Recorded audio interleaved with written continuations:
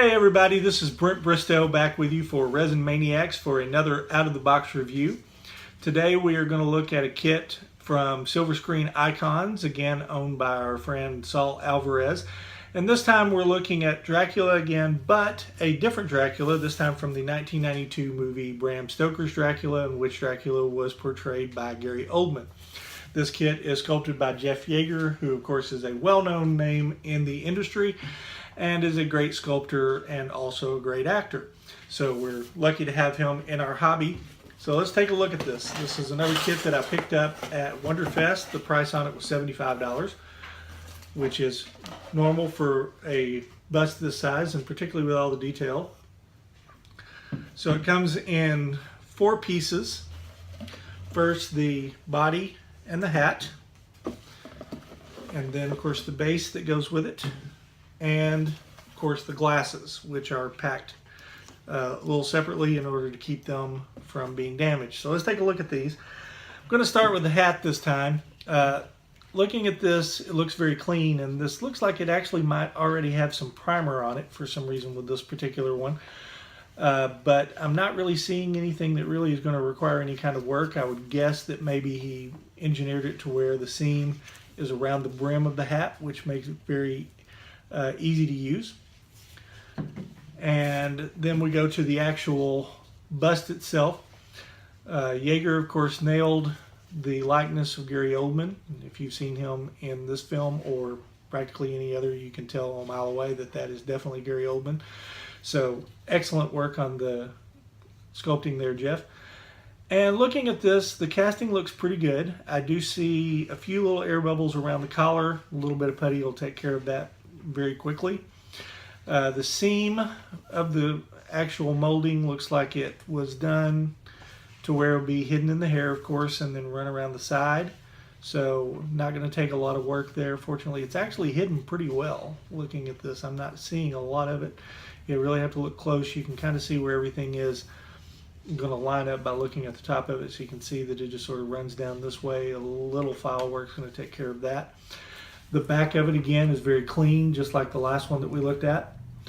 So good work on this, on the casting. That's very well done. And then of course the base, a little different. This one looks more like a gravestone, and of course it has the iconic D from all of the marketing to go with the Dracula logo that went with the movie of this. And then a lot of stonework here with a lot of crevices and a lot of texture that you can play around with, do a lot of different things, sponging techniques, stippling techniques, lots of things like that to give it some good detail. And it really does complement the bust very well. We'll try to see how everything fits together. This seems to fit on pretty well. Wants to lean a little bit, but a little epoxy will fix that. And then of course putting the hat on. Make sure that I'm getting it the right direction as it's supposed to be. It looks like it's right the other way. Looks like it fits on pretty well. Might want to do a little smoothing out to get it really smooth and get rid of any actual gap in there, but there's not much of one. It's not going to take a lot of work to get that smoothed out and ready to go. And of course this is the young Vlad as we see him in the movie when he first encounters Mina with wearing the suit and the hat. And then of course there's the glasses. Now of course doing something like glasses in resin is always going to be tough. Saul was kind enough to pack these up so that they didn't get damaged. They are actually opaque. They're not actually see-through. So, but you can paint them up so that they look like we saw in the movie. And then of course you'll be able to easily attach them to the nose there. You have to be very careful with these because as you can see, the actual resin is very thin.